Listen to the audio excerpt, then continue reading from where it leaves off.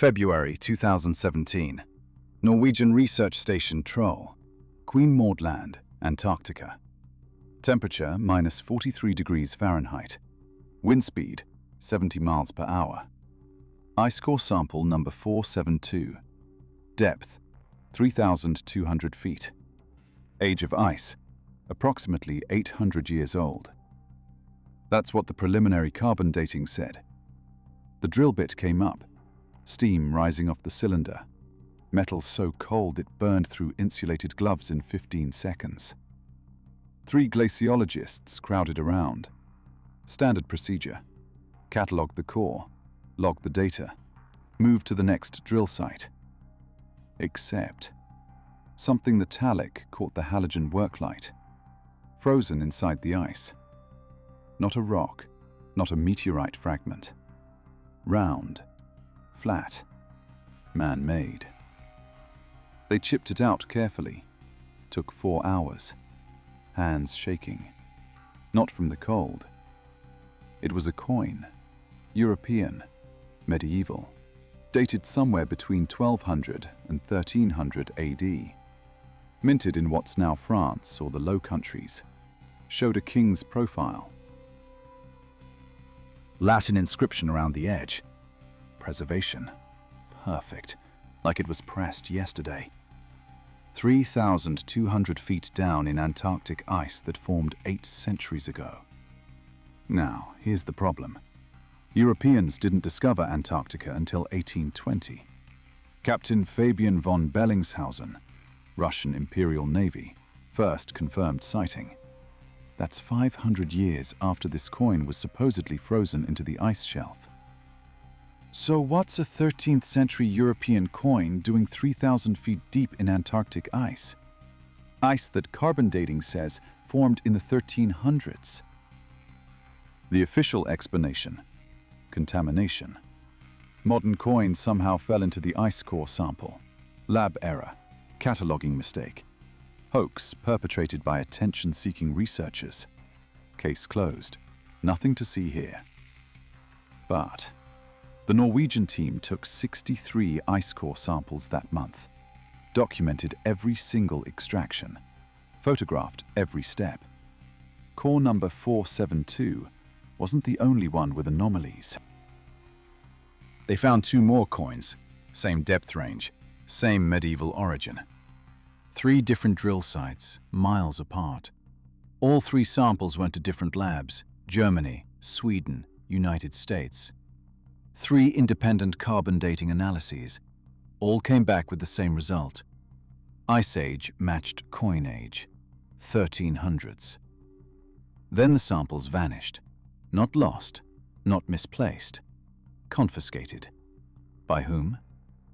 The Norwegian Antarctic Research Program won't say. The lead glaciologist, Dr. Henrik Solberg, resigned 6 months later, refuses interviews. His 2 assistants transferred to desk jobs in Oslo. The published paper about the discovery retracted. Reason given: methodological errors. What methodological errors? The journal won't elaborate. 3 medieval coins, frozen in 800-year-old ice, 3,000 feet below the surface of Antarctica. Evidence photographed, carbon dated, verified by 3 independent labs, and then erased. Look, I get it. Sounds insane. Medieval Europeans in Antarctica. 500 years before the official discovery? With the ships they had, the navigation tools, the cold weather gear? Impossible. But here's what I want you to think about. Drop your version in the comments, because maybe the official story has it backwards. Maybe Europeans didn't discover Antarctica in 1820. Maybe they rediscovered it. What if there was an earlier voyage, one that didn't make it into the history books? What if someone reached Antarctica centuries before von Bellingshausen, landed, explored, left evidence, and died there? Or maybe something stranger. What if those coins mark something else entirely? A trade route we don't know about. A civilization we haven't found yet. evidence of contact between continents that shouldn't have been possible. Tell me what you think, because what I'm about to show you doesn't fit either explanation, and it's going to make the coin discovery look simple. Okay, let's start with the official narrative. The one they want you to believe. Story goes like this. Norwegian research team drilling ice cores in Queen Maud Land. Routine climate study. Looking for evidence of historical temperature changes. Medieval warm period data. Standard glaciology work. February 2017. They extract core sample 472. Notice something unusual in the ice. Metallic object. Possibly modern contamination from the drill bit. Maybe a lost research tool. They photograph it, log it, send it to the lab. Lab analysis reveals it's a coin. European origin, 13th century. The researchers panic, realize this makes no sense, report it to their supervisor. Supervisor reports it to the Norwegian Polar Institute. Institute launches investigation. Investigation concludes sample contamination. The coin was modern. Someone's pocket change fell into the sample during processing. The carbon dating? Lab error, mixed up samples. The photographs? Mislabeled. The other two coins? More contamination. Researchers reprimanded. Study shut down. Move along. Nothing happened. That's the official story. But let's examine what actually happened, step by step. Because the official version has holes you could drive a cargo plane through. First problem, the drill site location. Queen Maud Land, Norwegian territory. 2,400 miles from the nearest Antarctic research station with regular human traffic. The drill site? 57 miles inland from the coast. No roads, no permanent structures, no regular expeditions. You don't just wander there. You plan for months. Bring specialized equipment, cold weather survival gear rated for -70. The Norwegian team spent 8 weeks at that site. 4 glaciologists, 2 support staff, complete isolation. So whose modern coin contaminated the sample? The researchers say nobody lost any coins. They documented everything entering and leaving the camp. Protocol requires it. Antarctic treaty regulations. You don't bring personal items to drill sites. Everything's logged. The drill equipment, sealed and sterile. Manufactured in Sweden. Shipped directly to Antarctica. Never used before this expedition. Inspected before deployment. So where did a 13th century French coin come from? And how did it penetrate 3,200 feet of solid ice without leaving a drill mark? Without creating a void?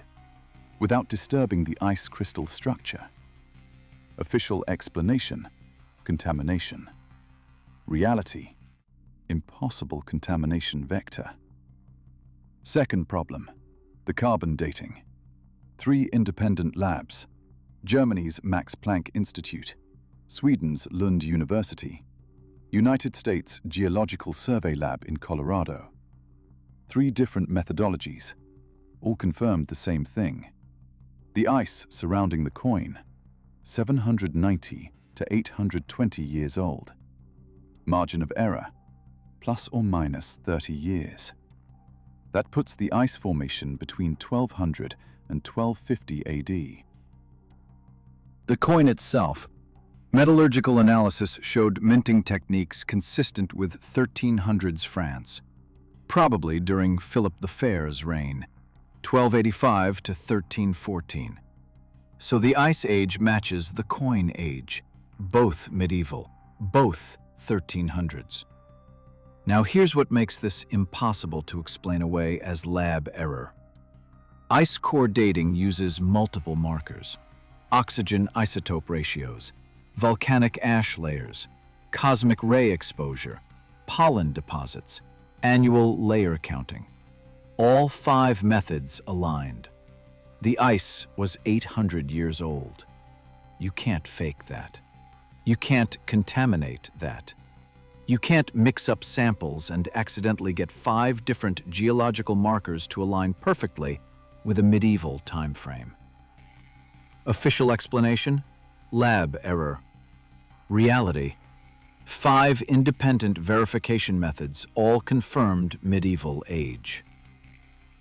Third problem: Dr. Henrik Solberg's resignation. Solberg was 47 years old, 23 years with the Norwegian Polar Institute. Published 61 peer-reviewed papers, led 14 Antarctic expeditions. Impeccable reputation. March 2017, 1 month after the coin discovery. He submits his resignation, effective immediately. No explanation, no farewell lecture, no retirement ceremony. Just gone. I found one interview, Norwegian Science magazine, small publication. They caught him at his home in Oslo. He said 3 sentences. "I stand by our findings. The samples were not contaminated. I have nothing more to say." Then he closed the door. His 2 research assistants, Maren Christensen and Eric Johansson, both reassigned. Christensen now processes grant applications, desk job. Johansson works in the Institute's Oslo headquarters, archive management. Neither has returned to Antarctica. 3 careers ended because of 1 ice core sample. Official explanation: personnel restructuring. Reality: 3 experienced researchers silenced. Fourth problem: the retracted paper. May 2017. Solberg and his team submitted their findings to the Journal of Glaciology, peer-reviewed publication, respected in the field. The paper detailed the coin discovery, included photographs, carbon dating results, ice core analysis, everything documented. The journal accepted it, scheduled for publication in September 2017. August 2017. Paper retracted before publication. Reason given: methodological concerns raised during final review. What methodological concerns? The journal won't say. The peer reviewers? Anonymous. Their reviews?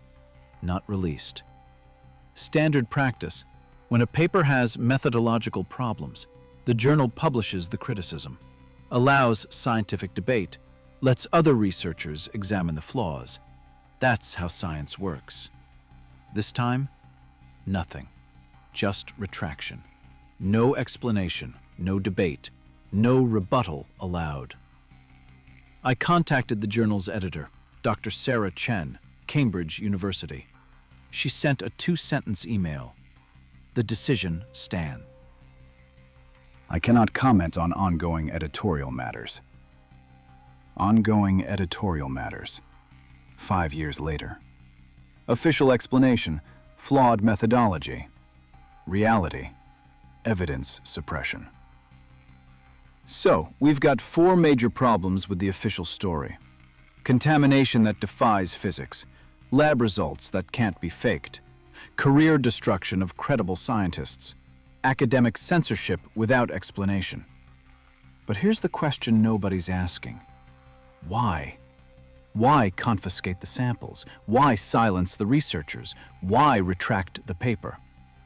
If it was really just contamination, you prove it. You show the flaw, you publish the correction, you move on. You don't burn careers. You don't seal evidence. You don't act like you're covering up something that threatens the entire historical narrative. Unless those coins prove something that can't be allowed into public knowledge. Something that rewrites everything we think we know about medieval exploration. About Antarctic history.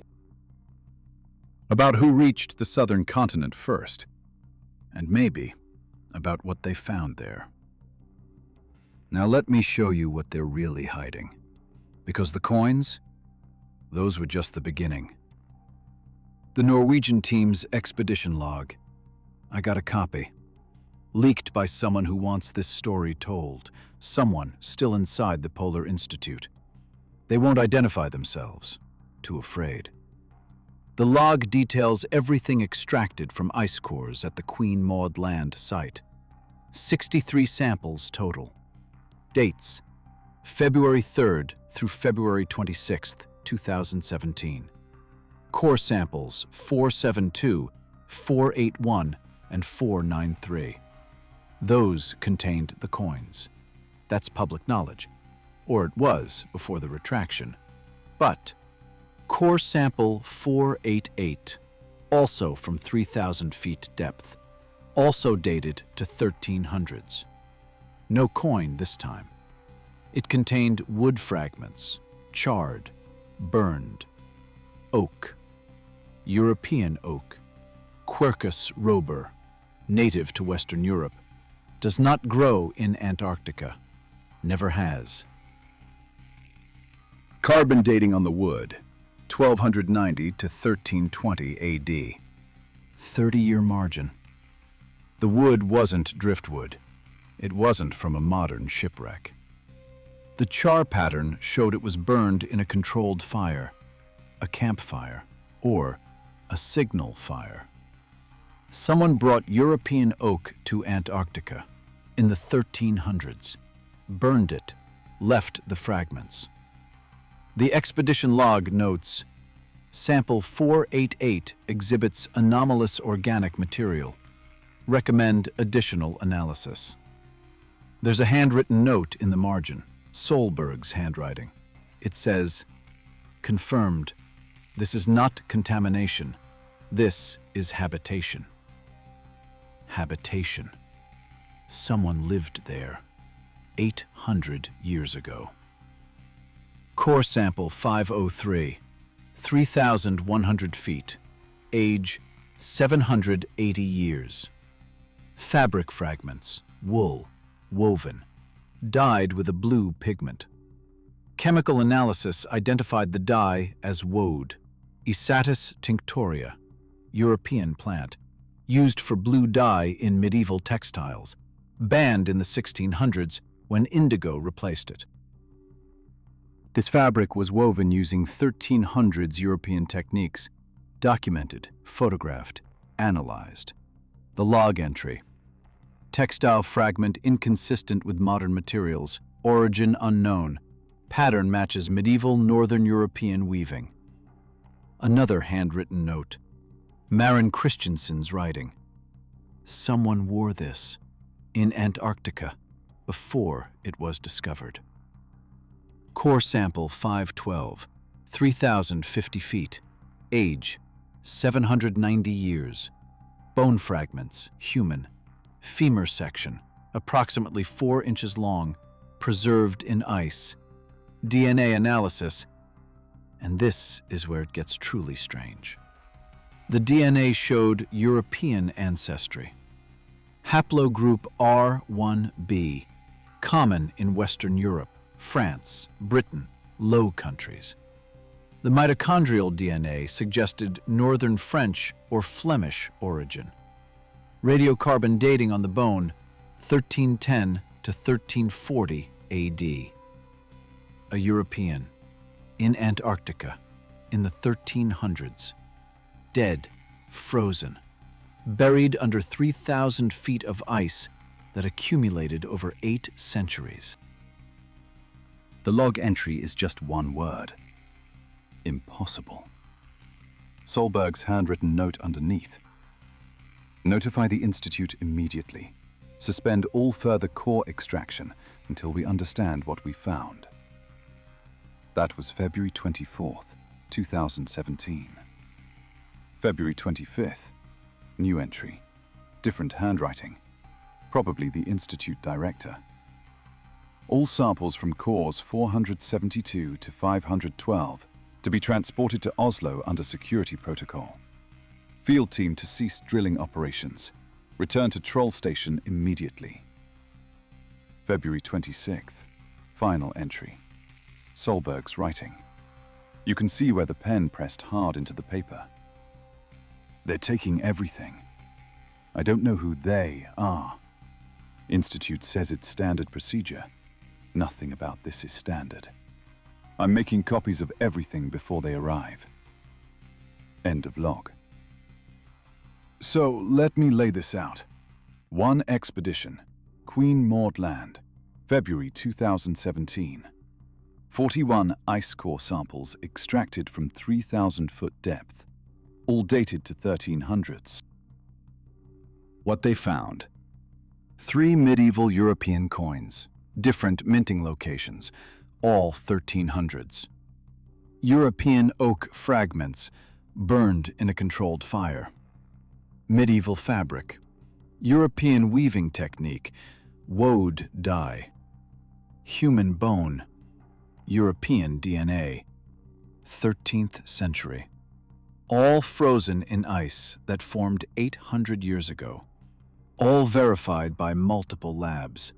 All documented, photographed, catalogued, and then confiscated. Researchers silenced. Paper retracted. Evidence vanished. Official story: contamination and lab error. Actual evidence: medieval Europeans in Antarctica 500 years before the official discovery. But here's what keeps me up at night. That's not even the strangest thing they found. Because on February 23rd, 2017, before the Institute shut everything down, the team extracted one more core sample. Number 521, 3,020 feet depth. Age of ice, 780 years. Inside the ice, perfectly preserved, frozen for 8 centuries. They found a leather pouch, medieval construction, tanned hide, stitched with sinew, still sealed. And inside that pouch, a map. The map was drawn on vellum, calf skin, prepared using 13th century European techniques. Ink made from oak gall, carbon dated to 1325 AD. It showed a coastline, mountains, inlets, geographic features, highly detailed, accurate. The coastline was Antarctica, Queen Maud Land, Dronning Maud Land. Exact geographic features, mountain ranges, ice formations, bays that wouldn't be charted until satellite imagery in the 1970s. But this map was drawn in 1325, before anyone supposedly knew Antarctica existed. The map showed something else: annotations in medieval French, Old French, difficult to translate. But several phrases were clear. Refuge beyond the ice. 70 days sail from the fjords. The stone forest. Do not enter the black chamber. Black chamber? What black chamber? Solberg tried to photograph the map before the Institute confiscated it. He managed 3 shots, low resolution. His phone camera, poor lighting, but visible. Those 3 photographs. That's what got him silenced. That's what ended his career. Because the map showed one more detail: a marked location. Inland, approximately 120 miles from the coast, in the mountains. There was a symbol drawn there, not medieval European, not anything recognizable from 13th century cartography. It looked architectural, a structure, underground. And next to it, in careful medieval script, here we found them. Them, not it. Them. Who did 13th century Europeans find in Antarctica? A place that shouldn't have been discovered for 5 more centuries. A place that was supposedly covered in miles-thick ice. Uninhabitable, unreachable. But someone reached it. Someone mapped it. Someone built something there. Or found something that was already built. Now here's where the official cover-up goes into overdrive. March 2017. The Norwegian Polar Institute issues a statement, quote, "Recent reports of anomalous findings in Antarctic ice core samples have been reviewed and determined to result from sample contamination and processing errors. No further investigation is warranted." April 2017. The 3 independent labs that verified the carbon dating, all 3 release statements, identical language. "We have reviewed our methodology and identified potential sources of error in our previous analysis. We retract our findings." Potential sources of error. All 3 labs, same phrasing, same day. May 2017. Journal of Glaciology retracts Solberg's paper before publication. June 2017. Solberg resigns. His assistants reassigned. July 2017. The Norwegian government classifies all data from the Queen Maud Land expedition under the Antarctic Treaty's Environmental Protection Protocols. Reason? Preservation of pristine research sites. Everything sealed. 63 ice core samples. All photographs. All documentation. All analysis. Classified. Try to FOIA request it? You can't. Antarctic Treaty makes it international jurisdiction. Norway won't release it. Won't confirm it exists. The map? If it still exists, it's in a vault somewhere. Oslo, Geneva, Washington, D.C. Nobody's saying. The bone fragments, the coins, the fabric, the wood. Gone. Not destroyed. They wouldn't destroy evidence like that. Too valuable, too dangerous to lose. No. They're stored somewhere. Climate-controlled, secured. Studied by people who don't publish their findings. People who don't have to answer to peer review. People who don't want you to know what 1,300 Europeans were doing in Antarctica. Or what they found there. But here's the thing about secrets. They leak. Someone always talks. Someone always has a conscience, or a grudge, or just can't live with the lie anymore.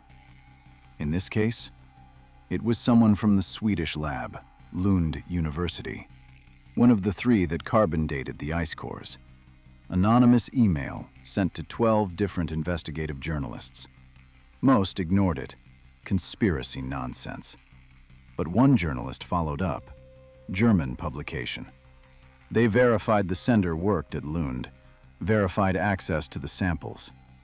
The email said this: "We were told to retract, not asked, told. By whom? Representatives from the Norwegian government, and 2 men in civilian clothes who wouldn't identify themselves. Americans, maybe intelligence, maybe military. They had security credentials that scared our department head into compliance. They said the samples posed a national security risk. They said retraction was mandatory. We argued. We showed them our data. 5 separate verification methods, all aligned. 780-year-old ice, medieval organic materials, European DNA. Irrefutable. They didn't care. They said if we didn't retract, our funding would be terminated.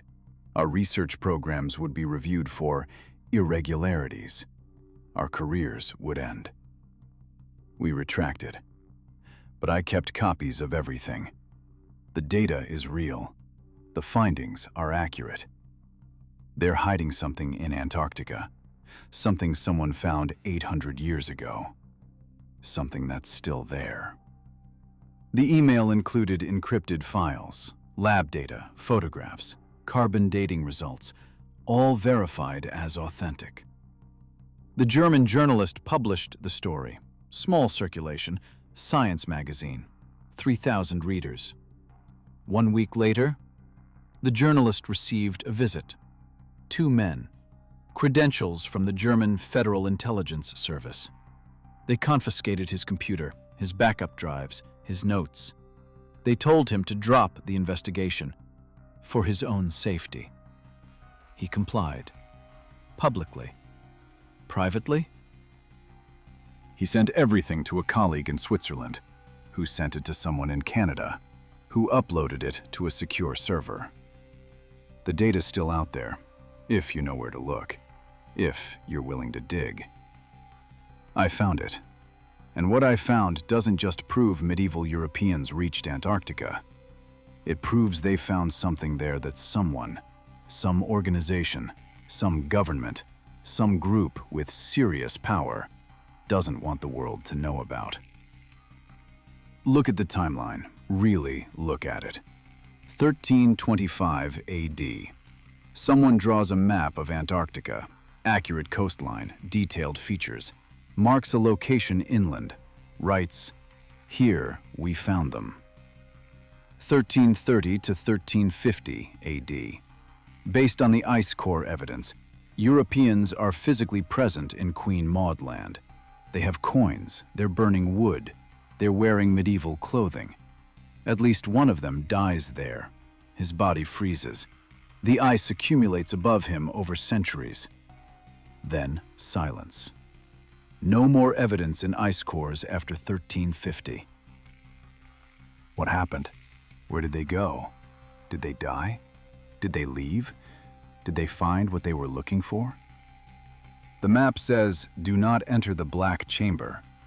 Warning? Prohibition? Protective measure? And who were them? Who did these medieval explorers find in Antarctica? Indigenous people? Impossible.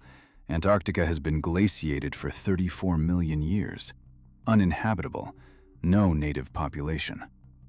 Earlier explorers? From where? When? Or something else entirely? Here's what we know for certain. Not speculation, not theory. Documented fact. 1. Medieval Europeans reached Antarctica approximately 500 years before the official discovery. 2. They brought supplies. They built fires. They stayed long enough to leave multiple artifacts across several square miles. 3. They had accurate maps showing Antarctic geography that wouldn't be charted for 6 more centuries.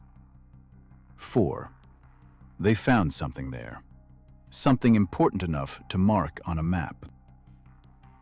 Something dangerous enough to warn against entering. 5. Modern governments are actively suppressing this evidence.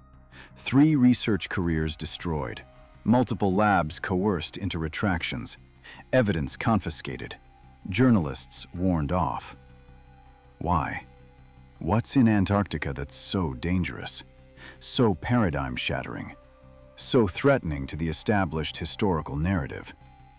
What's in the black chamber? And who built it?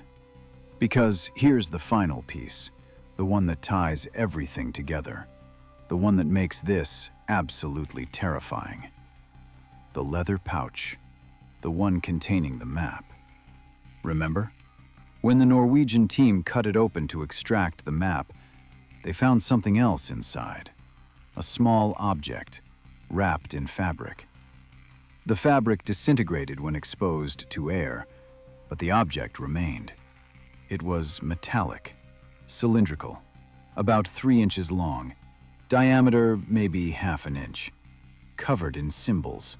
Not European, not medieval, not anything identifiable from any known historical writing system. The metal itself? Analysis showed an alloy. Copper, tin, traces of elements that shouldn't exist in medieval metallurgy. The craftsmanship? Beyond 13th century European capability.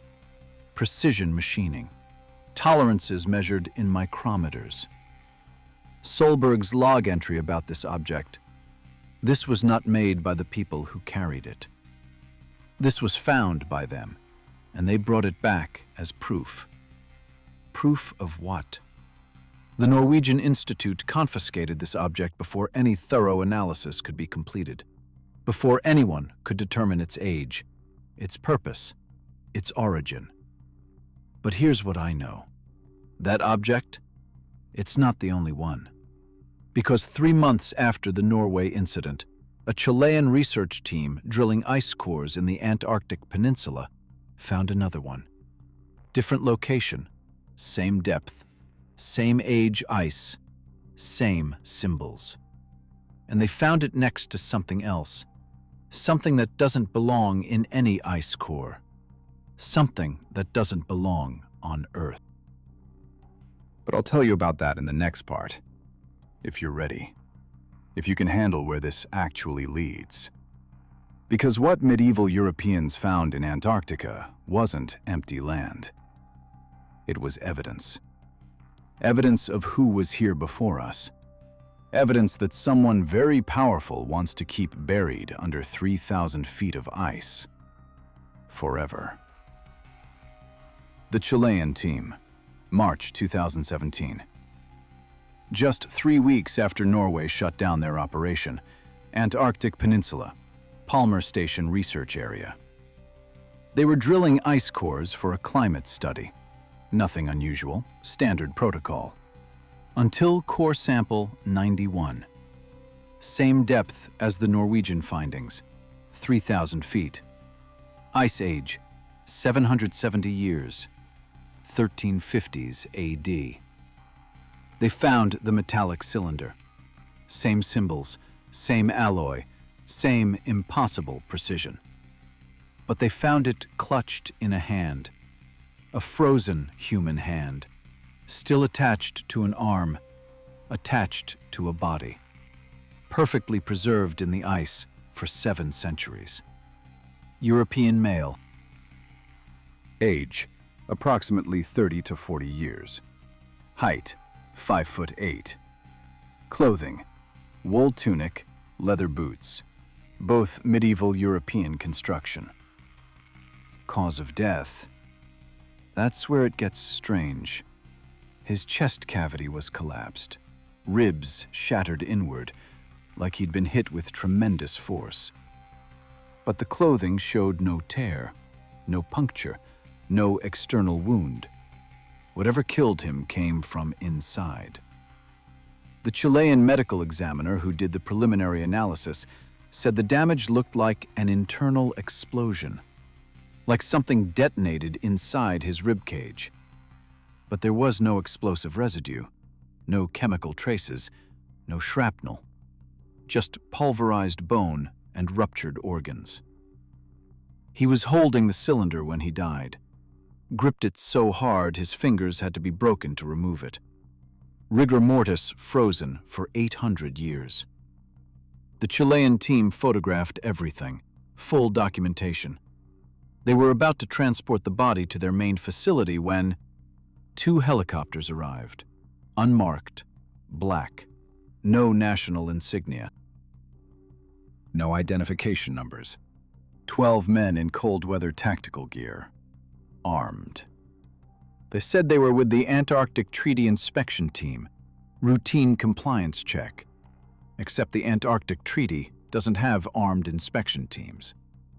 They confiscated the body, the cylinder, all the photographs, all the ice core samples, the drill equipment, everything. The Chilean lead researcher, Dr. Carlos Mendoza, tried to argue, tried to assert his team's jurisdiction. They showed him a document, classified. He won't say what was on it, but he stopped arguing. The helicopters left, flew north, disappeared. Dr. Mendoza filed a report with the Chilean Antarctic Institute. The report was classified within hours.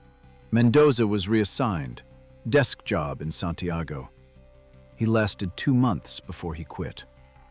I found him in 2021. He was teaching high school physics, small town outside Santiago. He agreed to talk, off the record. He said, Whatever we found wasn't just medieval artifacts. That cylinder? It was active. When we brought it out of the ice, it started humming. Low frequency. You could feel it more than hear it. Made your teeth ache. Made your stomach turn. The symbols on it? They were glowing. Faint, blue-white light, like bioluminescence. But metal doesn't glow. And it was getting warmer. The air temperature was -20 Fahrenheit. The cylinder was radiating heat. My assistant held it for 30 seconds. His hand blistered. Second-degree burns from something that was frozen in ice for 800 years. He paused, then he said, "The man who died holding it?" His expression. We saw it when we chipped away the ice from his face. Pure terror. Mouth open, eyes wide. Whatever happened to him in his final seconds, he died screaming. Now let me show you something. Because the Chilean discovery? That confirms what I suspected about the Norwegian find. These cylinders aren't medieval European technology. They're not artifacts the explorers made. They're artifacts the explorers found and brought back as proof. Proof of what they discovered in Antarctica. Proof of what's still there. Let me show you the coordinates. The Norwegian map. The one from the leather pouch, remember? It marked a location inland, 120 miles from the coast, in the mountains. I cross-referenced that location with modern satellite imagery, Google Earth, NASA's LIMA database, European Space Agency's Antarctic mapping project. The coordinates? 72 degrees south, 3 degrees east. Queen Maud Land, Orvan Mountains region. Altitude, 7,000 feet above sea level. What's there? According to official records, nothing. Ice, rock, uninhabited wilderness, no research stations, no historical significance. But look at the satellite imagery. Really look at it. There's a formation, geometric, too regular to be natural. Rectangular outline, approximately 200 feet long, 100 feet wide. Could be a rock outcrop. Could be ice pressure ridges. Could be natural geological features. Except, the formation has straight edges, 90-degree angles, parallel lines. Nature doesn't do that. Nature does curves, fractals, irregular patterns. This is architectural. And here's the thing. The satellite images are low resolution in that area, deliberately. Most of Antarctica gets high-resolution coverage, scientific research, climate monitoring, geographic surveys. But this specific grid square, the one containing those coordinates, resolution suddenly drops. Images are blurry, dated. The newest available imagery is from 2009, 13 years old. Every surrounding area? Updated imagery from 2021, high resolution, clear. This one spot? Censored, degraded, deliberately obscured. Why? So I started digging, looking for any expeditions to those coordinates, any research teams, any historical records. Found something. 1974, German Antarctic expedition, small team. 5 geologists. They were mapping mountain ranges in Queen Maud Land. Their route took them near the coordinates, within 10 miles. The expedition leader was Dr. Friedrich Richter. His journal was archived at the University of Hamburg. I found a digitized copy, barely legible. Handwritten entries, translated from German. December 8th, 1974. Entry reads, "We observed unusual formation in the mountains to the northeast. Appeared artificial. Straight lines, symmetrical. Decided to investigate, weather permitting. December 9th, 1974. Approached the formation. Definitively not natural. Stone construction. Partially buried in ice. Entrance visible. Approximately 15 feet high, 12 feet wide. Carved symbols around the perimeter. Not recognizable. Not Egyptian. Not Norse. Nothing from any known culture. Hans suggested we document and return to base camp. I insisted we enter, take measurements. Photograph the interior. December 10th, 1974. Hans is missing. He entered the structure yesterday at 1400 hours. We waited outside. Standard safety protocol. One person enters, others maintain position at the entrance. He carried radio, flashlight, emergency beacon. He reported descending a stairway, carved stone, going deep. Signal weakened at approximately 200 feet depth, then silence. We called for 6 hours, no response. I descended with Klaus at dawn, found the stairway, counted 312 steps. Temperature increased as we descended. Strange. Should get colder underground. At bottom, we found a chamber. Walls covered in the same symbols, but no sign of Hans. His equipment was there. Radio, flashlight, emergency pack, neatly arranged in the center of the floor, like someone placed them deliberately. But Hans was gone. That's the last entry about the structure. Next entry. December 11th. Klaus refuses to discuss what we saw in the chamber. He will only say we should never have gone there. We're breaking camp immediately, leaving the area. I've decided to report this to the expedition sponsors. They need to send a proper archaeological team. This site is significant beyond anything we anticipated. December 15th. Final entry. We reached the coast, rendezvoused with the supply ship. I briefed the captain. He radioed the German Antarctic Commission. They're sending a team to investigate. I feel we've made an important discovery. Hans's disappearance is tragic, but not in vain. This site will change our understanding of Antarctic history. End of journal. The German Antarctic Commission did send a team. January 1975. 12 scientists. Full archaeological survey equipment. Military escort. 2 helicopters. They reached the coordinates. Spent 3 days at the site. Then they left. Abruptly. No explanation. The official report says they found nothing. Natural rock formations. No evidence of artificial structures. No carved symbols. No chamber. No stairway. Dr. Richter's journal? Dismissed as altitude sickness, hallucinations, stress from Hans's disappearance. Hans's body? Never found. The 12 scientists from the follow-up team. 11 of them signed non-disclosure agreements, classified. The 12th? Dr. Wilhelm Kohler. He refused to sign. He insisted the structure was real, that they'd found something extraordinary. He was committed to a psychiatric facility 3 months later, diagnosed with severe delusional disorder. He died there in 1993.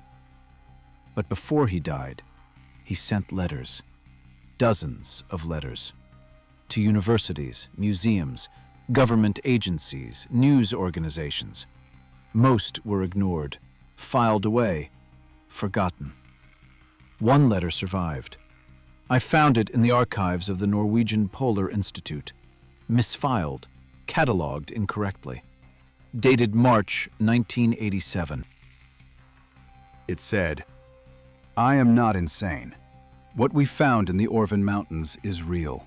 The chamber exists. The symbols are real. And what we found at the bottom, what they made us swear never to reveal, is proof that Antarctica was not always frozen. Proof that something lived there, something built there, long before humans existed, long before the ice came. They are still there, dormant, waiting. And if the ice melts, if the climate changes enough, they will wake. I tried to warn them.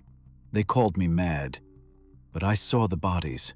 Medieval bodies, modern bodies, all dead, all killed the same way, from the inside. The cylinders are keys. Don't use them. Don't activate them. Don't go to that place. Please.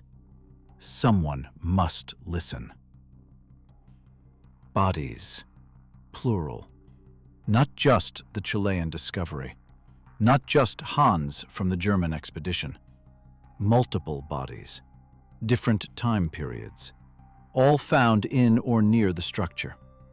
I cross-referenced this with missing persons reports from Antarctic research stations. Unsolved disappearances. Found 16 cases. Between 1974 and 2017, researchers who vanished. No bodies recovered, no explanations. All of them were working in Queen Maud Land. All of them were within 50 miles of those coordinates. 16 people, 43 years, same region.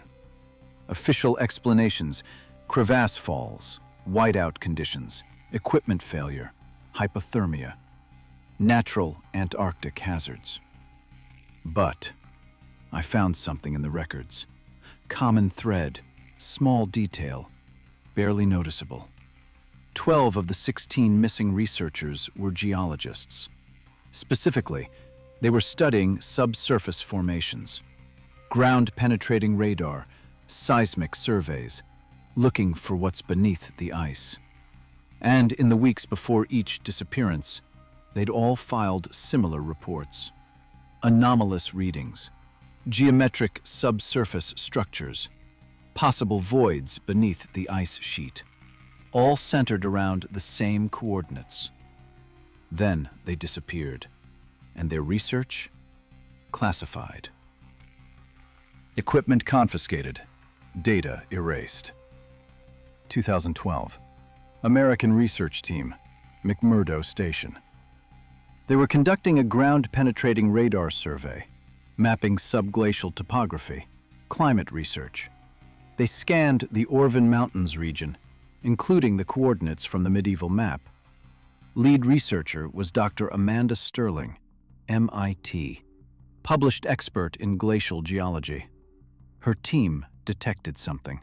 Large void space, approximately 800 feet beneath the ice, extending down at least 2,000 feet, possibly deeper. The radar couldn't penetrate beyond that. The void had structure, walls, chambers, passages, too regular for natural caves, too extensive for geological formations. Dr. Sterling submitted her findings to the National Science Foundation, requested permission to drill exploratory cores, investigate the anomaly. Permission denied. She appealed, argued scientific merit, potential discovery, geological significance. Denial upheld. No explanation given. She went public, published her preliminary data, gave interviews, called for international investigation. 2 weeks later, her research funding was terminated. Her position at MIT, not renewed. Her colleagues distanced themselves, said her data was flawed, said she'd made computational errors. I contacted Dr. Sterling in 2020. She's working as a geological consultant now, private sector, oil companies. She agreed to meet. We met in a coffee shop in Boston. She brought a laptop, showed me the original data, the radar scans, the imaging. She said, "Look at this. Tell me that's natural. Tell me ice and rock form perfect 90-degree angles 600 feet underground." I looked. She was right. The structure was artificial, undeniable. She said, "I showed this to 12 colleagues, geologists, physicists, engineers. All of them said the same thing. Man-made or something made, but not natural." Then they all stopped returning my calls. She pulled up another file. An email from someone at the National Science Foundation. Unofficial, personal email account. The email said, "Amanda, you need to drop this. I'm serious. There are people who do not want this site investigated, people with resources, people who will end your career. This isn't a threat from me. This is a warning from a friend. Walk away." Dr. Sterling didn't walk away, and her career ended anyway. But she kept the data, backed it up, encrypted it, stored it in multiple locations, and she gave me a copy. Now here's where I need you to understand something, because what I'm about to tell you sounds like science fiction, sounds impossible, sounds insane, but it's documented, verified, real. The structure beneath the ice, it's not medieval, it's not European, it's not from any human civilization. Ground-penetrating radar gives you density readings, material composition estimates. The walls of this structure, they're not stone, they're not ice, they're not metal. The material has a density that doesn't match any known element. It doesn't match any known compound. It's denser than lead, harder than diamond, and it's warm. The temperature readings? Anomalous. The surrounding ice is minus 50 degrees Fahrenheit, standard for that depth, that altitude. The structure's walls? They're radiating heat. 68 degrees Fahrenheit, room temperature. How? There's no geothermal activity in that region, no volcanic vents, no hot springs. The bedrock is cold, dead, has been for millions of years. So why is this structure warm? Dr. Sterling's hypothesis? It's powered. Still, after, and this is the terrifying part, after how long? Because Antarctic ice cores go back 800,000 years, million years in some places. The ice sheet has been there for 34 million years, but the structure's beneath the ice, which means it was built before the ice formed. Or it's so deep, it predates the current ice sheet. Which means we're talking about something millions of years old. Something that still has power. 2017, right after the Norwegian and Chilean discoveries, someone decided to investigate, not officially, off the books, private expedition. I don't know who funded it, I don't know who authorized it, but I know it happened because one of the team members survived. His name is Marcus Webb, Australian, former military, special operations. He worked as a security contractor for Antarctic research operations, cold weather specialist, survival expert. In 2017, someone hired him for a job. He won't say who. He signed an NDA, but he'll tell me this much. They paid him $200,000 for 2 weeks' work. That's serious money. Serious enough that he knew the job was dangerous. The job? Lead a 4-person team to the coordinates in the Orvin Mountains. Enter the structure, map the interior, retrieve any artifacts, return. Simple, professional. What could go wrong? They flew in by helicopter, unmarked, no flight plan filed. Landed 2 miles from the coordinates. February 23rd, 2017. Same time the Norwegian team was being shut down. Coincidence? I don't think so.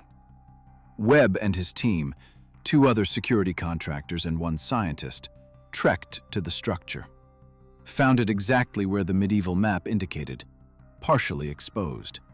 The ice had receded slightly. Climate change, rising temperatures.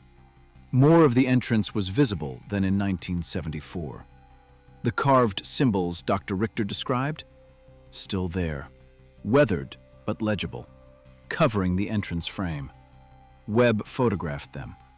He still has those photos. The symbols aren't decorative. They're warnings.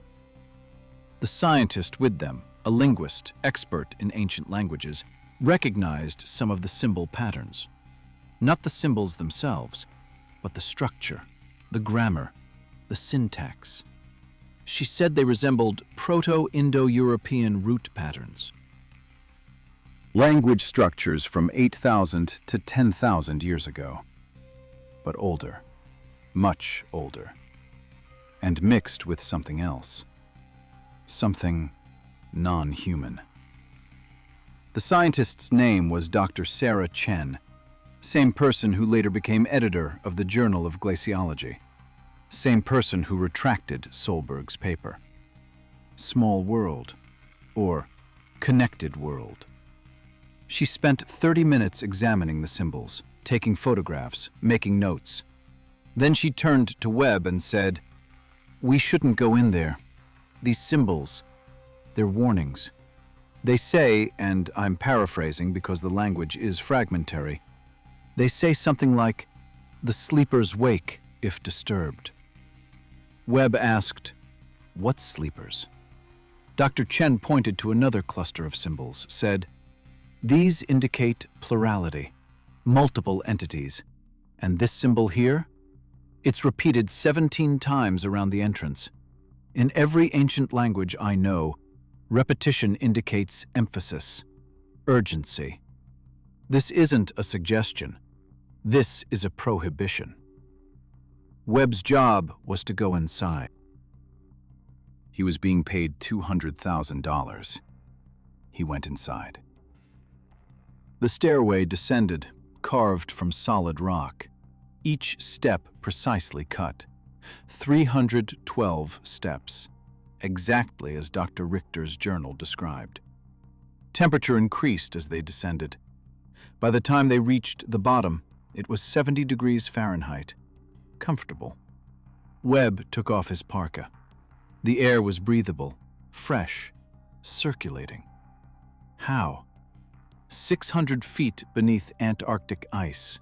No ventilation shafts, no air circulation system visible. But the air was moving, gently, like a breeze. Webb could feel it on his face. The chamber at the bottom was enormous. 200 feet across, 50 feet high. Walls covered in symbols.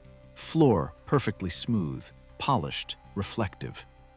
And in the center of the chamber, Webb stopped talking when he got to this part. His hands started shaking. He needed a minute.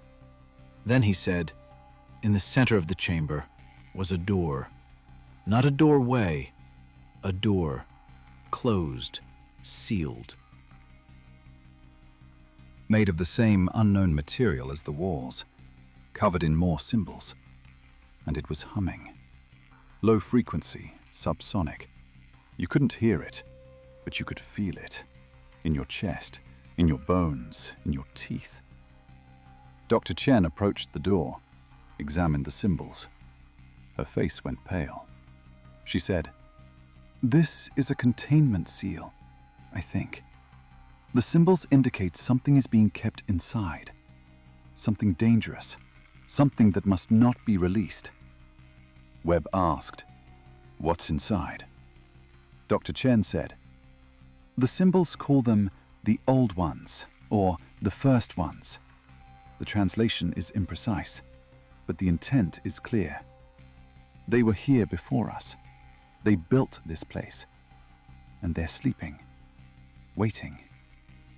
One of the other contractors, a guy named Phillips, he laughed, said it was superstitious nonsense, ancient primitive fears, nothing more. He walked up to the door, touched it. The humming stopped. Complete silence. The air stopped moving. The temperature dropped. Fast. 10 degrees in 10 seconds.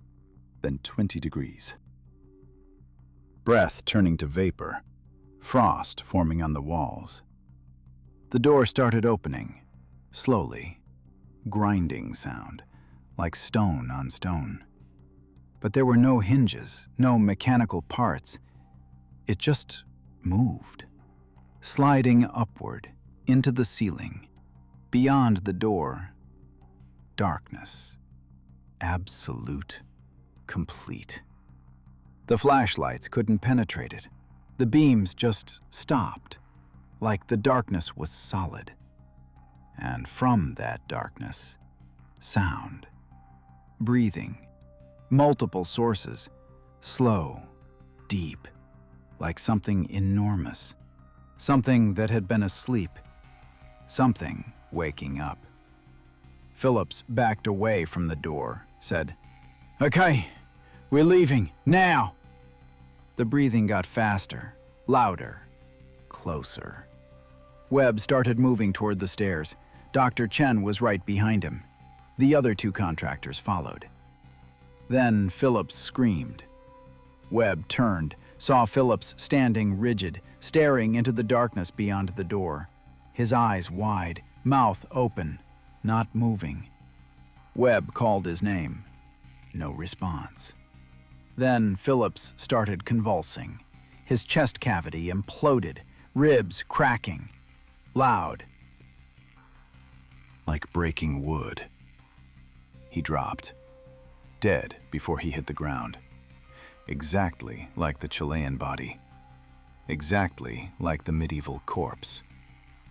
Killed from the inside. Something came out of the darkness. Webb won't describe what he saw. He says he can't. Says if he tries to remember clearly, his nose starts bleeding. His vision blurs. Migraine so severe he passes out. Psychological trauma? Maybe. Or maybe his brain is protecting him, refusing to process something it can't comprehend. All he'll say is, "It was big. It was old. It wasn't human. And it was awake." Webb ran. Dr. Chen ran. The fourth contractor, woman named Torres, she tried to grab Phillips's body, tried to pull him toward the stairs. Something grabbed her instead, pulled her backward, into the darkness. She screamed, once. Then silence. Webb and Dr. Chen made it to the stairs, climbed. 312 steps. Webb counted every one, kept counting to stay sane, to focus on something other than the sounds below. The sounds of something moving, something following. They reached the surface, ran to the helicopter extraction point, radioed for pickup. Waited. The helicopter came. They flew out. Never looked back.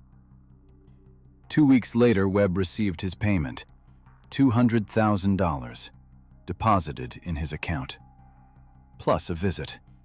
2 men, civilian clothes, no identification. They gave him an NDA, said if he ever spoke about what happened, he'd be charged with violating Antarctic treaty protocols. Said he'd disappear into a legal black hole. No trial, no lawyers, just gone. Webb signed, took the money, tried to forget. But he can't. Because 3 months after the expedition, Dr. Sarah Chen contacted him. Said she needed to talk, urgently. They met. She told him she'd been having dreams. Same dream every night.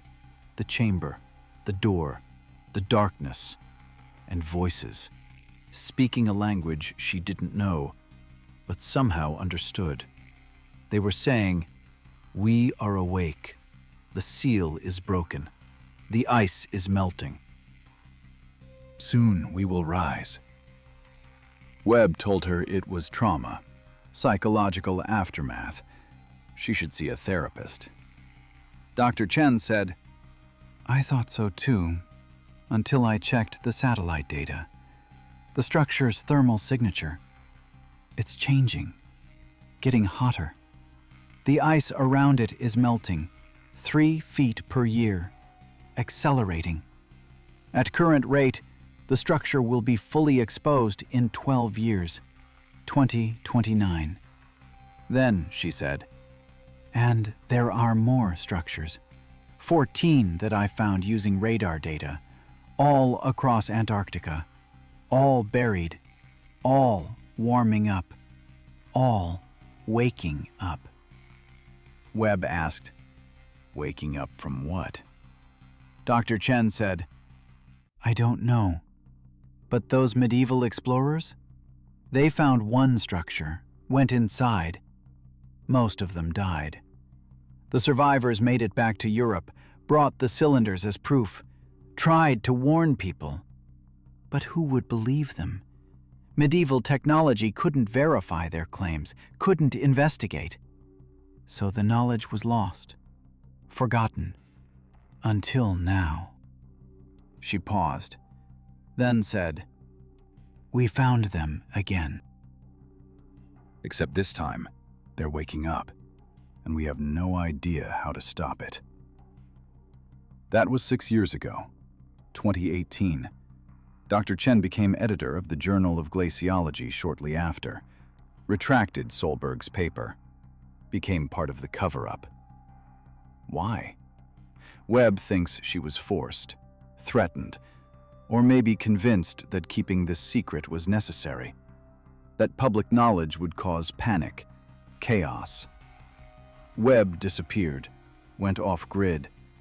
I found him in northern cabin, remote cabin, no internet, no phone, living alone. He'll talk, but only in person, only face-to-face.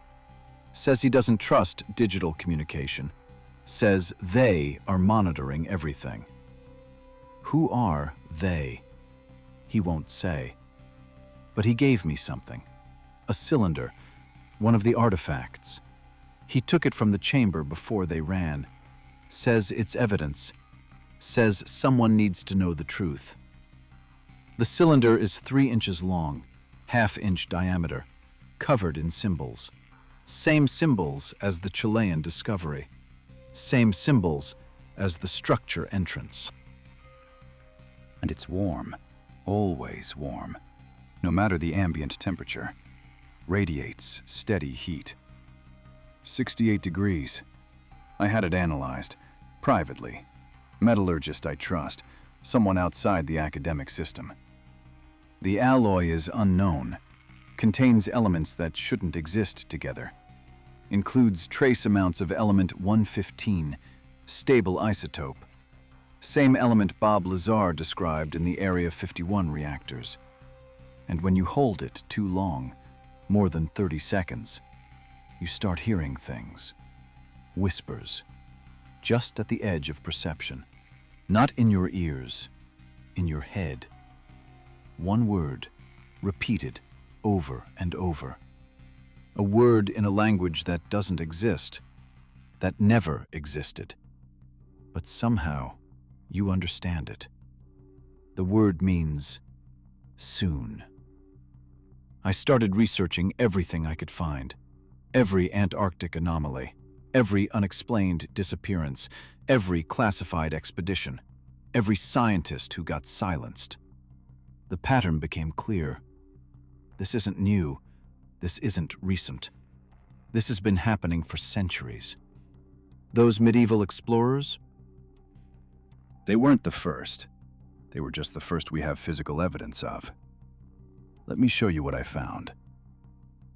1820, Captain Fabian von Bellingshausen, Russian Imperial Navy, official discoverer of Antarctica. His expedition logs are public record, archived in St. Petersburg. But there's a second log, personal journal, never published, kept by his first officer, Mikhail Lazarev. I found a reference to it in a 1930s Russian academic paper. Footnote, barely mentioned. The journal was donated to the Russian Geographical Society in 1867. Then it disappeared, lost, presumably destroyed during the Bolshevik Revolution. Except 2015, private collector in Moscow acquired a bundle of documents. Estate sale, old aristocratic family. Among the papers, pages from Lazarev's journal. 18 pages, water-damaged, incomplete. The collector digitized them, uploaded them to a historical document database. Small site, academic researchers only. I found it through a university back channel. The pages describe something Bellingshausen's official log doesn't mention. February 3rd, 1820. They spotted land, Antarctic coast. But before they could approach, they saw something else. A ship, wrecked, half buried in ice. Wooden hull, old design. Lazarev wrote, "The vessel appeared ancient, construction unlike any modern ship. Captain estimated age at several centuries. We sent a landing party to investigate." The landing party found bodies, frozen, preserved, European clothing, medieval style. 13 corpses total, all male, all showing the same cause of death. Lazarev wrote, "Chests crushed inward, ribs shattered, no external wounds. Ship's surgeon examined 3 bodies. He reported the damage appeared to originate internally, as though something burst outward from within their torsos." The landing party searched the ship, found cargo, sealed wooden crates. They brought 2 crates back to Bellingshausen's ship. Inside the crates, artifacts, metal cylinders, 37 total, all covered in unknown symbols, all warm to the touch. Bellingshausen ordered the artifacts sealed, locked in the ship's hold, forbidden anyone from handling them. Lazarev wrote, 3 sailors who handled the artifacts began experiencing vivid dreams. They reported seeing vast cities beneath the ice, beings of immense size and alien form.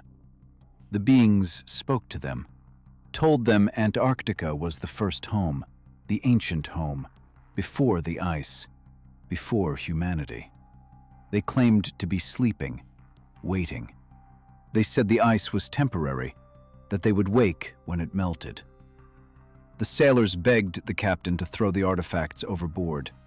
Captain refused, said they were evidence, proof of Antarctic history. 1 week later, February 10th, 1820, all 3 sailors died. Same cause of death, internal trauma, chests crushed from inside. Bellingshausen threw all 37 artifacts into the ocean, destroyed the crates. Burned the medieval ship, forbade anyone from speaking of the incident. His official log mentions none of this, just routine Antarctic exploration, discovery of new land, standard naval operations. But Lazarev wrote one final entry.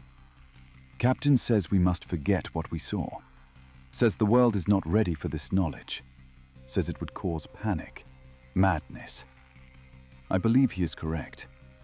What we found in Antarctica should remain buried forever." 1841, British expedition. Captain James Clark Ross. He explored the Antarctic coast, named the Ross Sea, the Ross Ice Shelf. Official records show standard exploration, mapping coastlines, scientific observations. Nothing unusual. But British Naval Archives, classified section, restricted access. I found a researcher who had access, University of Edinburgh, maritime history specialist. She owed me a favor. She found a report, filed by Ross's ship surgeon, Dr. Robert McCormick. Report dated March 18th, 1841. Subject: Unusual geological formation and associated medical incidents. Dr. McCormick described finding a structure, partially exposed on the coast, made of black stone, covered in carved symbols. He sketched the symbols. The sketches matched the photos from Webb's expedition. Identical. Ross sent a team to investigate. 8 men. They entered the structure, descended underground. Only 3 came back. The 3 survivors were incoherent, babbling. Dr. McCormick wrote, "The men spoke of voices in the darkness, of something ancient waking, of eyes that burned with cold fire. They claimed the structure was a tomb, a prison, a warning. All 3 died within 48 hours. Same mysterious internal injuries." Ross ordered the structure sealed, blasted the entrance with gunpowder, buried it under rockfall, marked the location on a secret chart. That chart was classified, kept in British Naval Intelligence archives, declassified in 1998. But the location markings were redacted, blacked out. The chart exists. The coordinates are hidden. Why? Dr. McCormick's final note in the report. Captain Ross believes this discovery represents a threat to human understanding of natural order. He has decided the site must be forgotten, erased from all official records. I concur with his judgment. Some knowledge is too dangerous for civilization to possess. So we have medieval explorers, 1300s. They found the structures. Most died, some survived. Brought back the cylinders as proof, tried to warn Europe. Nobody believed them. We have Bellingshausen, 1820, found a medieval ship, found bodies, found artifacts, threw them away, covered it up. We have Ross, 1841, found a structure, lost 5 men, sealed it, classified it. And that's just what I could verify. How many other expeditions found something? How many other researchers died? How many other governments decided to bury the truth? Centuries of cover-up, centuries of evidence, centuries of warnings ignored. And now, the ice is melting. Climate change, global warming, Antarctic ice sheet losing mass, 280 billion tons per year, rate accelerating. The structures are being exposed.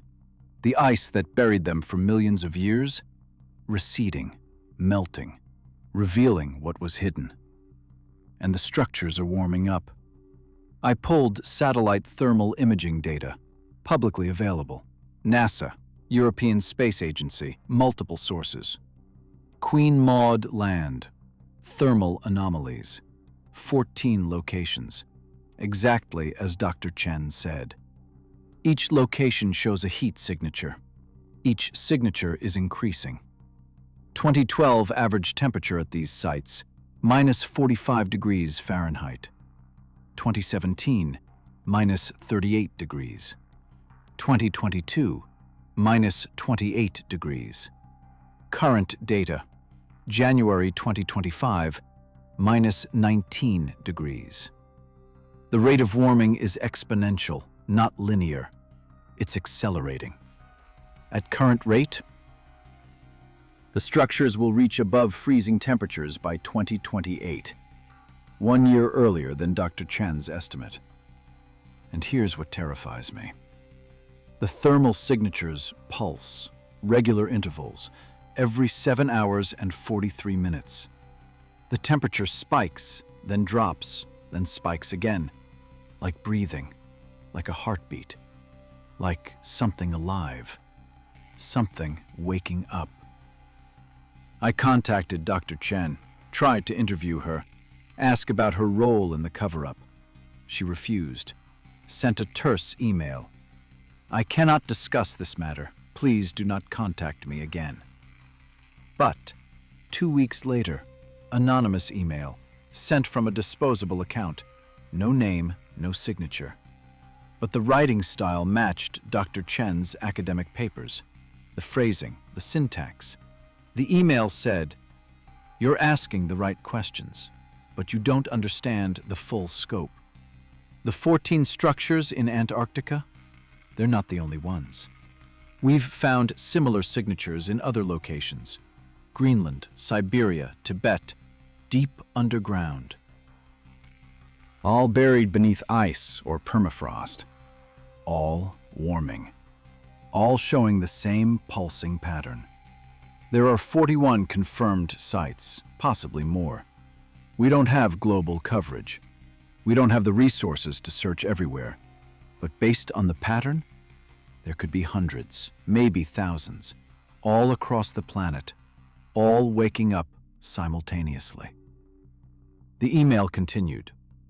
"The cylinders are keys, communication devices, or maybe alarm systems, we don't know. But everyone who holds one too long starts hearing the whispers, starts having the dreams, the visions of vast cities, of beings that lived here before the ice ages, before humanity evolved. They're showing us their history, their civilization, and their plan. The ice ages were cyclical. They knew the ice would come. They built these structures as shelters, as hibernation chambers. They went to sleep, waiting for the ice to melt, waiting for the world to warm again. And now it is. The Holocene interglacial period, the medieval warm period. The current climate change. It's all part of the cycle. And they're programmed to wake when the temperature threshold is reached. We can't stop it. We can't reverse it. We can only prepare or hide it. And the governments chose to hide it. Last paragraph. Don't try to contact me again. They're watching, monitoring. Anyone who gets too close to the truth disappears or gets discredited. You've already crossed the line. Be careful. And whatever you do, don't go to Antarctica. Don't go looking for the structures. Because if they wake fully while you're near them, you'll die, screaming, from the inside out, like all the others." I should have listened, should have stopped, should have walked away. But I couldn't.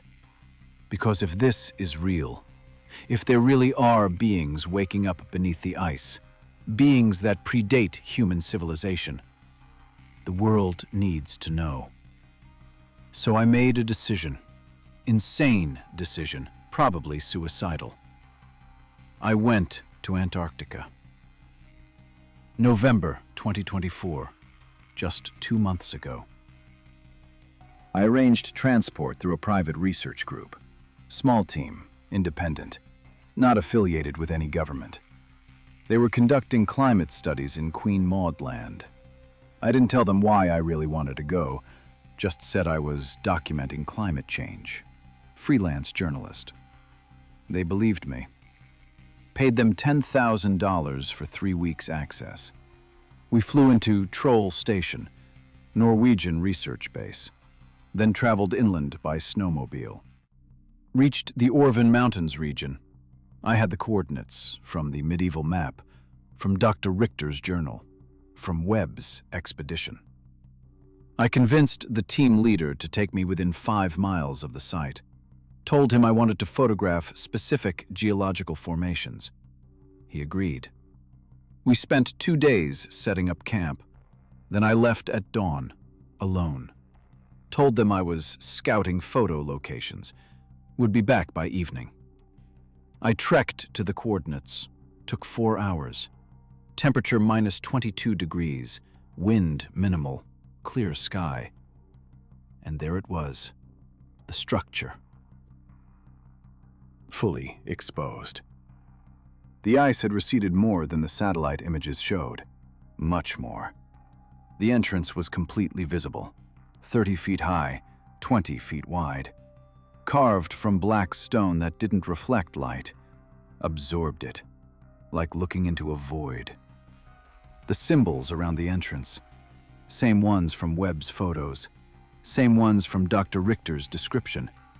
except they were glowing. Faint blue-white light, pulsing, like bioluminescence, like something alive. I stood there for 10 minutes, just staring, trying to process what I was seeing, trying to convince myself to turn around, go back, forget this. But I'd come too far, invested too much, risked too much. I entered. The stairway descended, 312 steps, I counted. Stone steps, precisely carved, warm. The temperature increased with each step. By the time I reached the bottom, I was sweating, had to remove my parka, my gloves. The air was 75 degrees, comfortable, breathable, fresh. The chamber. Exactly as Webb described. 200 feet across, walls covered in glowing symbols, floor polished smooth, reflective. And the door. The sealed door in the center. It was open. Halfway open, not fully. Just enough to see into the darkness beyond. Just enough to feel the cold air flowing out. Cold despite the chamber's warmth. Cold that made my breath frost. Cold that went deeper than temperature. Cold that felt ancient, primordial. I approached slowly, every instinct screaming at me to run. But I couldn't. Had to see, had to know. I shone my flashlight into the opening. The beam penetrated about 15 feet, then stopped. Like the darkness was solid, impenetrable. But in those 15 feet, I saw something. Movement. Shapes. Large. Shifting. Like something massive breathing. Rising and falling. And eyes. Dozens of them, glowing faintly. Green, vertical pupils. Watching me. Unblinking. I heard the breathing. Deep. Slow. Multiple sources. Something enormous. Something that had been asleep. Something waking. Then the whispers started. Not in my ears, in my mind. Directly into my thoughts. Words in a language I didn't know, but understood. Instinctively, genetically. Like it was coded into human DNA. An ancient memory of when we were prey. When we were not the dominant species on Earth. The words said, "You have returned, the small ones, the inheritors. The ice melts, the cycle completes. We wake, we reclaim. This world was ours, will be ours again." I ran. Didn't think, just ran. Pure survival instinct. Up the stairs, 312 steps. Lungs burning, heart pounding. Don't look back, don't stop, just run. I reached the surface, kept running. 5 miles back to camp. Took 2 hours. Told the team I'd gotten disoriented. Weather turned bad, had to shelter. They believed me. We left Antarctica 3 days later. I haven't been back. But I can't stop thinking about it. Can't stop hearing the whispers. Can't stop seeing those eyes. Every night, same dream. The chamber, the door, the darkness, and the voice saying, "Soon." I checked the thermal satellite data last week. January 20th, 2025. The structure's temperature, -11 degrees Fahrenheit, rising faster than predicted. Above freezing, probably by December 2027, 2 years from now. What happens then? When they fully wake? When they emerge? I don't know. Nobody knows. The governments are preparing, building something. Classified military installations in Antarctica. increased troop deployments, restricted airspace, classified research budgets quintupled since 2020. They know something's coming. They're getting ready, but they're not telling us. Here's what I think is happening, and this is speculation, but it's based on everything I found, everything I've seen. The beings in the structures, the old ones, as the medieval texts called them, they were here first, millions of years ago, before the ice. Before humans. They built a global civilization, advanced, powerful. They shaped the planet. Then the ice ages came. Cyclical climate shifts, every 100,000 years or so. The planet freezes, the ice spreads, the structures get buried. They knew it was coming. They prepared, built these chambers, hibernation systems, survival pods. Went to sleep. Programmed to wake when the ice melted, when the planet warmed again. Except, this time when the ice melted, partially during the interglacial periods, a new species had evolved. Humans. We spread across the planet, built our own civilizations, took over. And the old ones? Still sleeping, waiting for full awakening. Waiting for the ice to melt completely. But we are accelerating it. Climate change, fossil fuels, greenhouse gases. We're melting the ice faster than any natural cycle. And we're waking them up early, before they're ready, before we're ready. The medieval explorers found one structure, accidentally activated it. Most died. The survivors brought back the cylinders as proof, as warning. But we didn't listen. We buried the evidence, classified the research, silenced the witnesses. And now, 41 confirmed structures, probably hundreds more, all warming, all waking. What happens when they emerge? When they find the planet inhabited by a species they don't recognize? A species that's damaged the environment, changed the climate, built weapons of mass destruction. Do they try to communicate? Coexist? Or do they reclaim what they believe is theirs? Eliminate the invasive species? Start over? I don't know. Nobody knows. But every government on Earth is preparing for war. Stockpiling weapons, building defenses, mobilizing militaries. They're not telling the public, because what would we do? Panic? Riot? Demand answers they don't have? So they're keeping it quiet, maintaining the cover-up, hoping they can contain it, control it, win. But you can't fight something that ancient, something that powerful. Something that built a global civilization when our ancestors were single-celled organisms. You can only hope they're merciful. That cylinder Webb gave me? I still have it.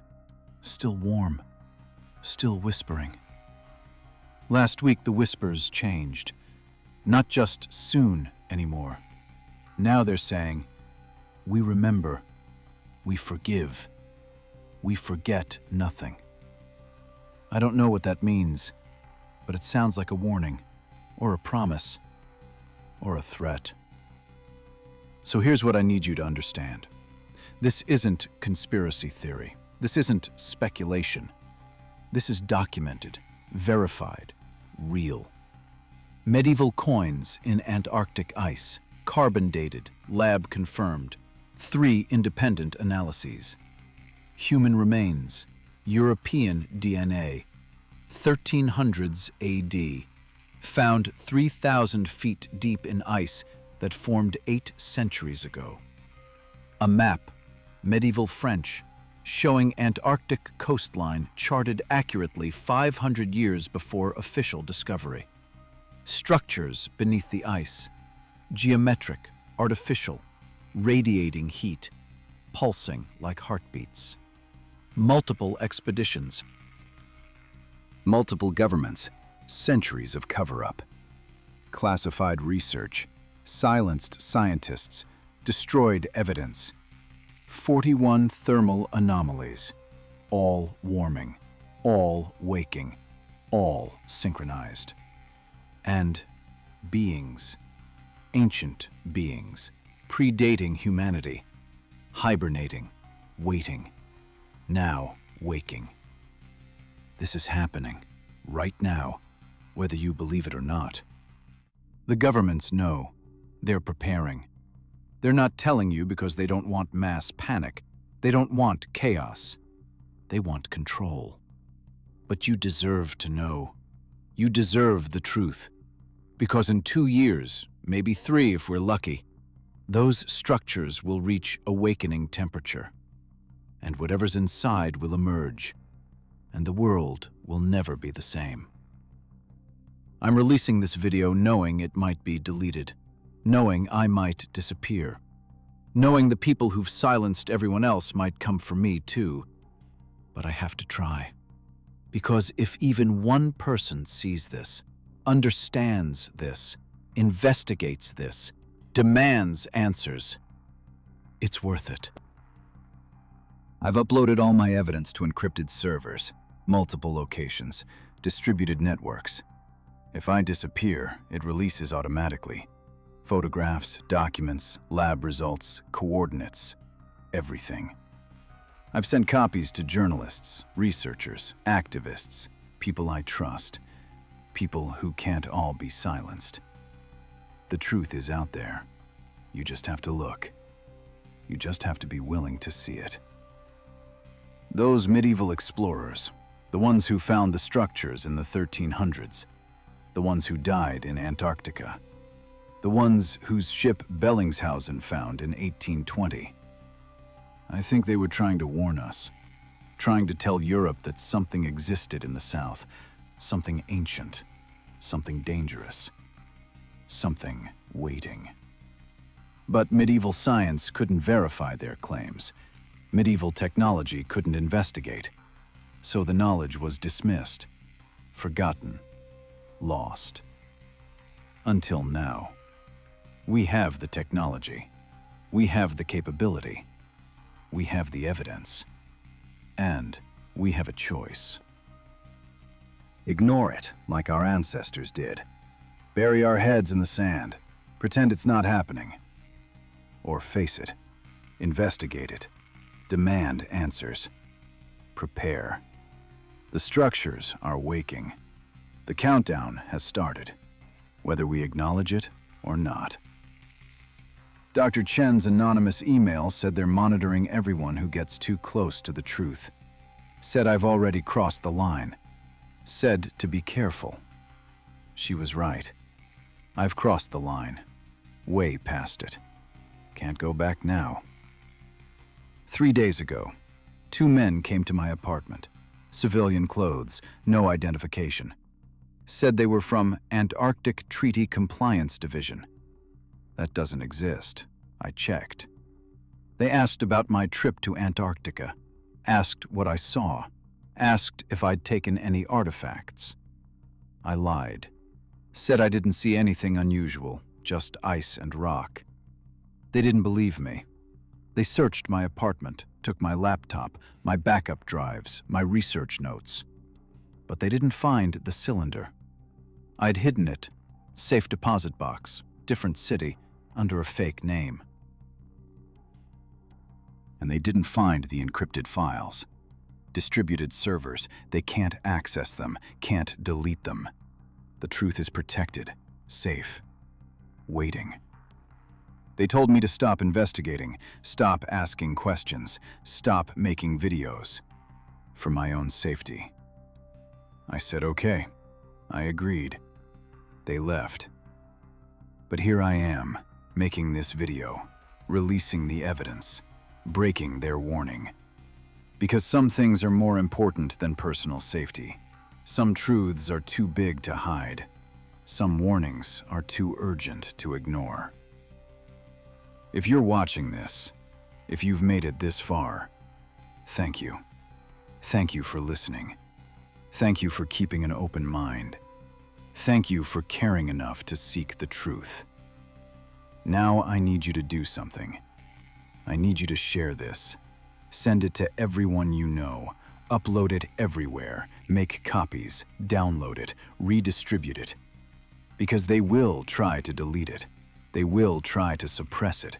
They will try to bury it like they've buried everything else. But if enough people see it, if enough people know, They can't silence us all. The structures are waking. The old ones are returning. The countdown is happening. We have 2 years, maybe 3, that's all. 2 years to investigate, to prepare, to decide how humanity faces this. Together, in the light, with truth, or divided, in darkness, with lies. Your choice. Our choice. Humanity's choice. Those symbols around the structure entrance, the glowing ones, I photographed them. I've studied them. I've tried to translate them. One cluster of symbols appears repeatedly, 23 times around the entrance. Dr. Chen said repetition indicates emphasis, urgency. I showed the symbols to a linguist, expert in ancient languages. Proto-Indo-European, Sumerian, Akkadian, pre-literate symbol systems. She spent 3 weeks analyzing them, cross-referencing, comparing, translating. She found partial matches in 6 different ancient languages. All dead languages, all from civilizations that collapsed mysteriously. Sumer, Akkad, Harappa, Olmec. Easter Island, Göbekli Tepe. The symbols don't form words, they form concepts, ideas, warnings passed down through millennia, from civilization to civilization, before being lost, forgotten. The repeated cluster translates approximately to: we slept so you could live. We wake so you will remember. We are the first. We will be the last. Do not weep for what comes. This is the cycle. This is the way. This has always been. Not a threat, not a promise, just a statement. Cold, factual, absolute. We are temporary. They are eternal. We inherited the earth. They're taking it back. I don't know how this ends. I don't know if humanity survives. I don't know if we can coexist with something that ancient, that powerful, that fundamentally different. But I know this. We deserve to face it with our eyes open, with the truth, with dignity. Not in the dark, not with lies, not as sheep being led to slaughter. So I'm giving you the truth, all of it, everything I found, everything I know. What you do with it, that's up to you. Ignore it, dismiss it, call me crazy, that's your right. Or investigate, verify, demand answers. That's also your right. But whatever you do, remember this. Remember those medieval coins frozen in Antarctic ice. Remember those explorers who died trying to warn us. Remember those researchers who got silenced trying to reveal the truth. Remember that the ice is melting. The structures are warming. The old ones are waking. And time is running out. I'm ending this video now. I don't know if I'll make another one. Don't know if I'll have the chance. Don't know if they'll let me. But if you see this, if you're watching this, then at least one truth escaped the censorship. At least one warning got through. Share it, spread it, investigate it, before it disappears, before they delete it, before we run out of time. Because in Queen Maud land, right now, today, this very moment, something ancient is waking up, and it remembers. It remembers everything. It remembers when the world was theirs, before the ice, before us, before everything we think we know about history. And soon, very soon, it will wake fully. And then? Then we'll discover what the medieval explorers learned 8 centuries ago, what Dr. Richter learned in 1974, what Webb learned in 2017, what I learned 2 months ago. We are not alone. We were never alone.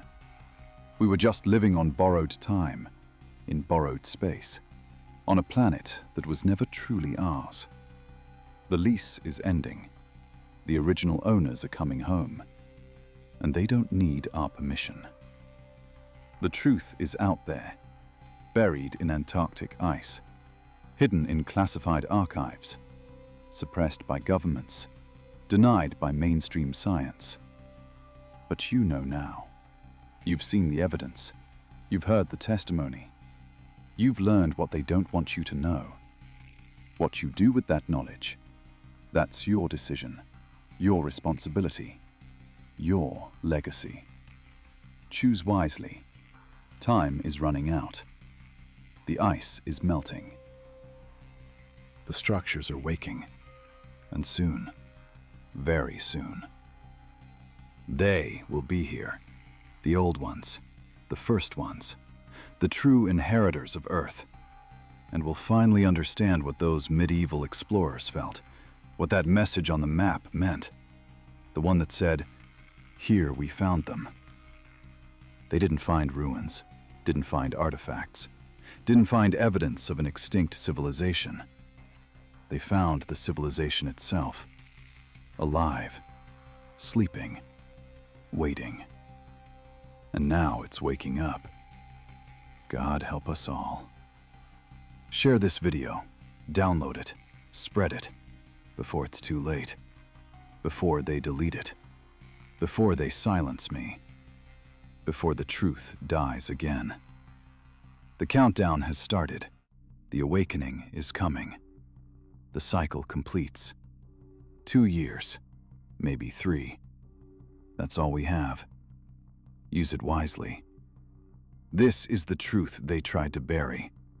This is the warning they tried to suppress. This is the knowledge they tried to erase. Don't let them win. Don't let the truth die. Don't let humanity face this in darkness. Share this. Now. Today. Before it's too late. The old ones are waking, and they're coming home.